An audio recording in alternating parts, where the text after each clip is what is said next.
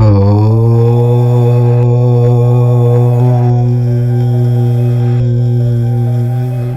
మనం మీనరాశి వారి జీవితానికి సంబంధించిన ఒక కీలకమైన విషయం గురించి మాట్లాడుకుందాము.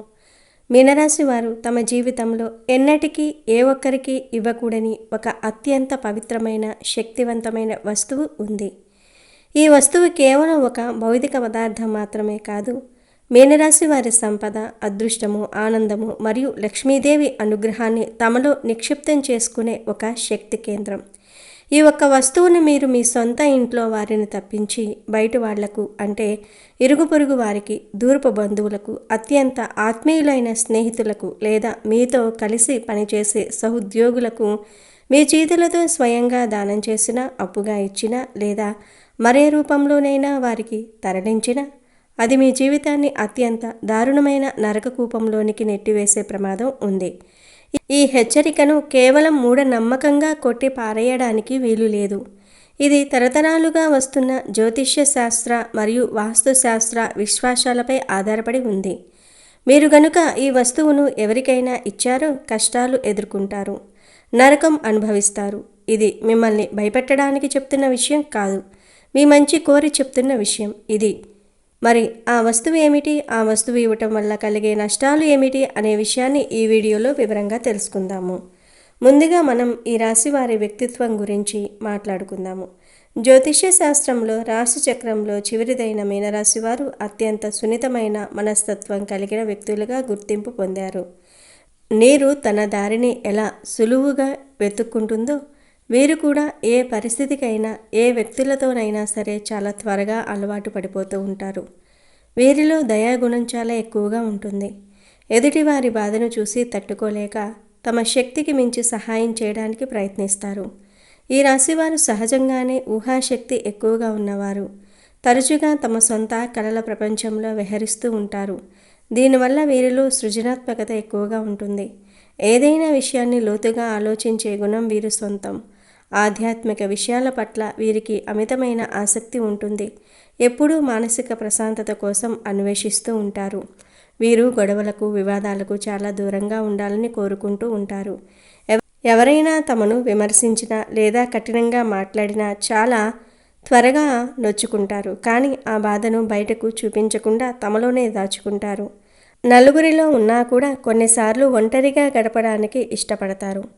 ఆ సమయంలోనే వారు తమ అంతరాత్మతో సంభాషించుకుంటారు. నమ్మకం విషయంలో వీరు చాలా అమాయకులు. ఎవరినైనా ఒక్కసారి నమ్మితే ప్రాణమిస్తారు. దీనివల్ల కొన్నిసార్లు మోసపోయే అవకాశం కూడా ఉంటుంది. నిర్ణయాలు తీసుకునేటప్పుడు మాత్రం కొంత తడబాటుకు లోనవుతూ ఉంటారు. అది చెయ్యాలా, ఇది చెయ్యాలా అనే సందిగ్ధంలో పడటం వీరి బలహీనత. అయినప్పటికీ తమకు ఉన్న సహనంతో మరియు ఎదుటివారిని అర్థం చేసుకునే గుణంతో అందరి ప్రేమాభిమానాలను సులువుగా పొందుతారు. వీరి స్నేహం చాలా నిబద్ధతతో ఉంటుంది. కష్టకాలంలో వెన్నుముక్కలా నిలబడటం మీనరాశి వారి గొప్ప లక్షణం. మొత్తానికి నిస్వార్థమైన ప్రేమకు, అంకిత భావానికి మీనరాశి వారు నిలువు తడ్డాలుగా నిలుస్తారు. ఇక అసలు విషయానికి వస్తే, మన ప్రాచీన శాస్త్రాల ప్రకారం దైనందిన జీవితంలో మనం ఉపయోగించే కొన్ని వస్తువులను లేదా పదార్థాలను మన చేతులతో ఇతరులకు దానం చేయకూడదు లేదా అప్పుగా ఇవ్వకూడదు అనే కఠినమైన నియమాలు ఉన్నాయి. ఈ నియమాలను పాటించకపోతే మనం తెలిసి తెలియక లక్ష్మీదేవిని మన ఇంటి నుండి బయటకు పంపిన వారం అవుతాము. ఈ విషయాన్ని చాలా మంది పట్టించుకోరు. ఏమిటి, ఒక చిన్న వస్తువు మన జీవితాన్ని మార్చేస్తుందా అని అనాలోచితంగా మాట్లాడుతూ ఉంటారు. కానీ మన సనాతన ధర్మంలో మరియు వాస్తుశాస్త్రంలో ప్రతి వస్తువుకు దానికంటూ ఒక ప్రత్యేకత, ఒక శక్తి మరియు ఒక ఆధ్యాత్మిక విలువ నిక్షిప్తమై ఉన్నాయి. ఈ వస్తువులు కేవలం భౌతిక పదార్థాలు కావు. ఇవి మన ఇంట్లో ఉన్న ధనాకర్షణ శక్తికి, అదృష్టానికి మరియు స్థిరత్వానికి ప్రతీకలు. అటువంటి శుభకరమైన వస్తువులను ఇతరులకు ఉచితంగా లేదా అప్పుగా ఇవ్వటం ద్వారా మనం మన సంపదకు మూలమైన శక్తిని వారి ఇంటికి తరలి వచ్చినట్లుగా అవుతుంది. దీనివల్ల మన ఇంట్లో ఆర్థిక సమస్యలు, అనవసరమైన ఖర్చులు మరియు అదృష్టహీనత చోటు చేసుకుంటూ ఉంటాయి. అందుకే మన పూర్వీకులు ఈ శక్తి బదిలీని నిరోధించడానికి కొన్ని వస్తువులను ఎప్పుడూ ఇతరులకు ఇవ్వకూడదని స్పష్టంగా చెప్పారు. అయితే ఈ రాశివారు ప్రత్యేకించి ఒక వస్తువును ఎవరికీ ఇవ్వకండి. ఆ ఒక్క వస్తువు మరేదో కాదు, అది ఉప్పు.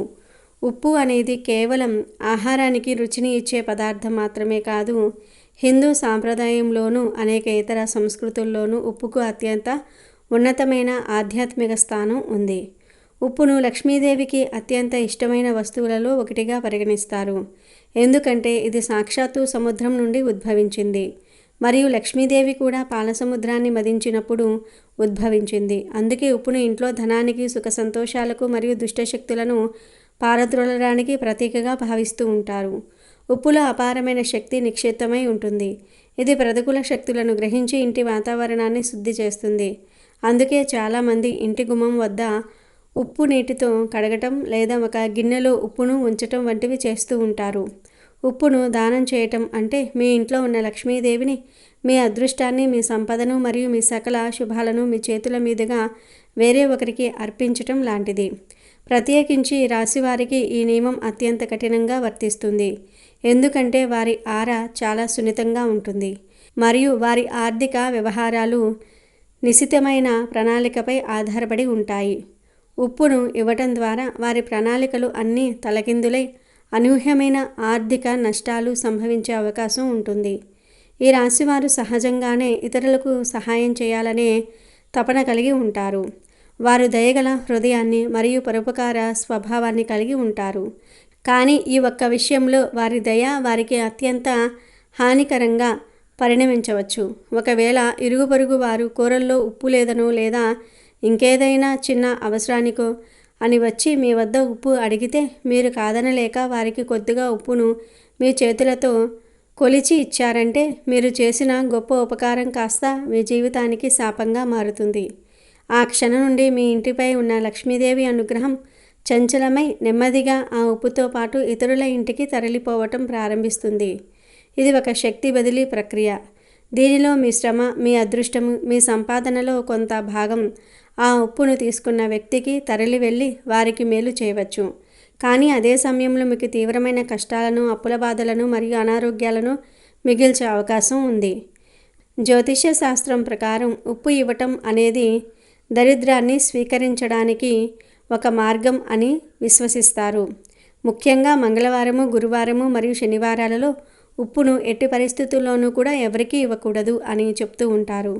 కానీ ఈ రాశివారు మాత్రం ఏ రోజైనా, ఏ సమయంలోనైనా ఈ విషయంలో అత్యంత జాగ్రత్తగా ఉండాలి.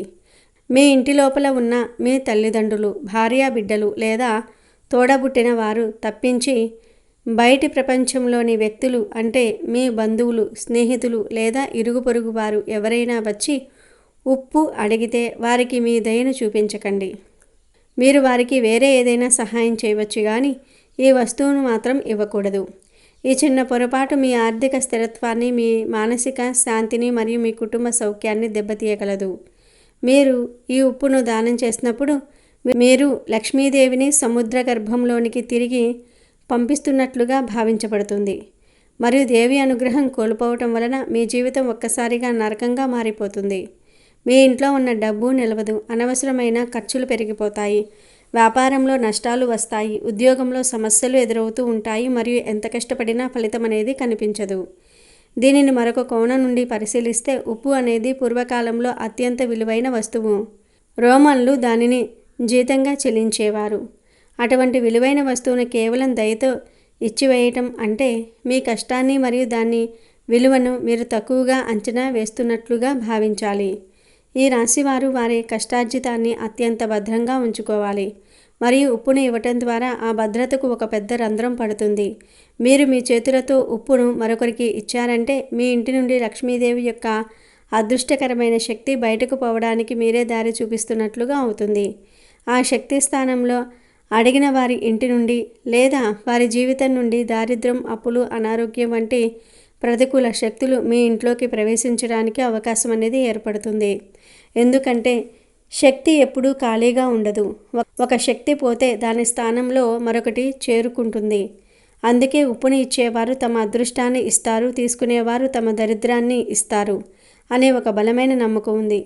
ఈ శక్తి మార్పిడి ఈ రాశి వారి సున్నితమైన జీవన వ్యవస్థను తలకిందులు చేస్తుంది. ఒకవేళ మీరు ఎవరికైనా అత్యవసరంగా ఉప్పుని ఇవ్వాల్సి వస్తే ఈ నియమాన్ని ఉల్లంఘించకుండా ఉండడానికి ఒక చిన్న పరిష్కారం ఉంది. మీరు ఉప్పును దానం చేయకుండా దానిని వారికి అమ్మవచ్చు. అంటే మీరు ఇచ్చిన చిన్న మొత్తంలో డబ్బును స్వీకరించి వారికి ఉప్పును ఇవ్వటం ద్వారా అది అప్పుగా లేదా దానంగా కాకుండా కొనుగోలుగా పరిగణించబడుతుంది. ఇది చిన్న చర్య ద్వారా శక్తి బదిలీ యొక్క ప్రతికూల ప్రభావం నుండి మీరు బయటపడవచ్చు.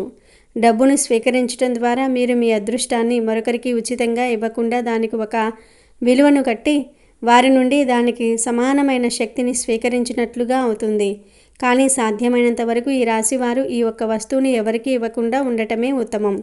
వీరు మీ జీవితంలో శాశ్వతమైన ఆనందాన్ని, ఆర్థిక స్థిరత్వాన్ని మరియు లక్ష్మీదేవి అనుగ్రహాన్ని కోల్పోకూడదనుకుంటే ఈ ఉప్పు అనే ఒక వస్తువును ఇతరులకి ఇవ్వటం మానేయండి.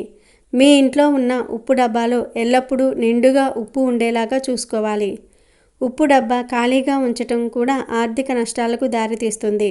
అలాగే ఉప్పును ఎప్పుడూ కింద పడేయకూడదు మరియు ఉప్పును ఇతరులు చూసేలాగా ఉంచకూడదు. ఈ చిన్న చిన్న నియమాలను పాటించడం ద్వారా ఈ రాశివారు వారి జీవితంలో లక్ష్మీదేవి యొక్క అపరిమితమైన అనుగ్రహాన్ని మరియు సుఖ సంతోషాలను నిలుపుకోగలుగుతారు. ఈ నియమాన్ని పాటించకపోతే మీ కష్టాలన్నీ ఒక్కొక్కటిగా పెరిగిపోయి మీ జీవితం అంధకారంలోనికి కూరుకుపోవటం ఖాయం.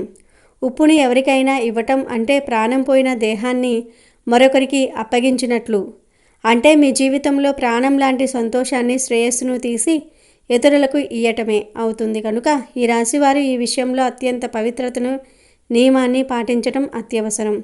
కనుక ఈ రాశి స్త్రీలు అనే కాదు, ఈ రాశి పురుషులు కూడా తమ చేతులతో ఉప్పుని ఇవ్వటం మరింత తీవ్రమైన పరిణామాలకు దారితీస్తుంది. ఎందుకంటే స్త్రీలు ఇంటికి లక్ష్మీ స్వరూపాలుగా పరిగణించబడుతూ ఉంటారు. మరియు వారి చేతుల నుండి ఉప్పు వెళ్ళటం అంటే ఇంటి లక్ష్మీదేవి స్వయంగా బయటకు వెళ్తున్నట్లుగా భావిస్తూ ఉంటారు. ఈ ఒక్క చిన్న వస్తువు మీ అదృష్టాన్ని, మీ ధనాన్ని, మీ వైవాహిక జీవితంలోని సంతోషాన్ని ప్రభావితం చేయగలదు. కాబట్టి ఎట్టి పరిస్థితుల్లోనూ కూడా ఎవరి ఒత్తిడికి తలొగ్గకుండా ఇరుగు పొరుగు, బంధుమిత్రులు, స్నేహితులు ఎవరైనా సరే వారికి ఉప్పును మీ ఇంటి నుండి ఇవ్వకుండా జాగ్రత్త వహించండి. వారికి అవసరమైతే కొనుక్కోమని చెప్పండి, కానీ మీ చేతులతో దాన్ని వారి చేతులకు ఇవ్వకండి. ఆ కష్టాల నరకంలోనికి మీరు అడుగు పెట్టకండి. ఇది కేవలం ఒక విశ్వాసం మాత్రమే కాదు, మీ ఆర్థిక భవిష్యత్తుకు సంబంధించిన ఒక కీలకమైన నిబంధన. ఈ రాశివారు వారి జీవితంలో క్రమశిక్షణతో పాటు ఈ ఆధ్యాత్మిక నియమాన్ని పాటిస్తే అపారమైన ఐశ్వర్యాన్ని మరియు జీవితంలో ఉన్నత స్థితిని పొందగలుగుతారు. అలాగే మీనరాశి వారికి ఇద్దరు వ్యక్తులు ఖచ్చితంగా మీ దగ్గరకు వచ్చి చేతులను జోడిస్తారు.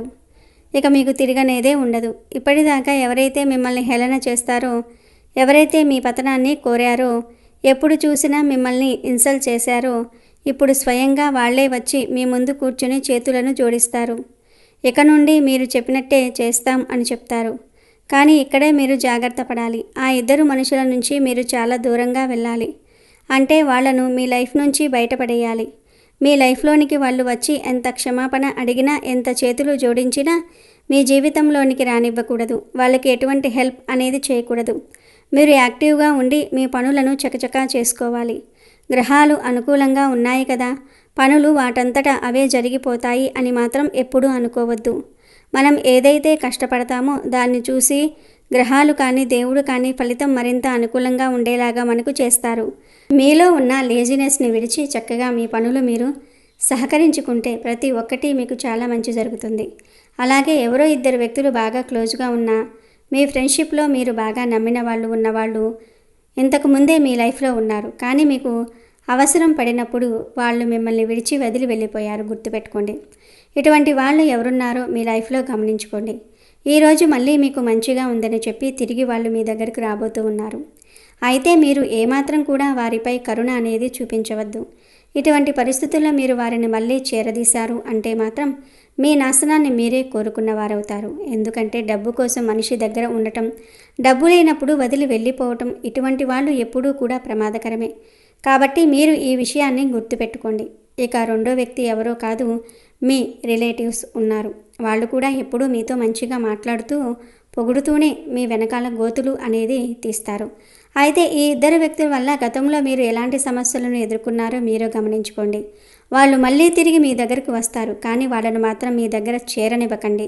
వీడియోలో చెప్పినటువంటి జాగ్రత్తలు తీసుకుంటూ, దేవుడి మీద నమ్మకం పెట్టుకుంటూ, మీ ప్రోత్సాహంతో మీ పనులను మీరు చేసుకోండి.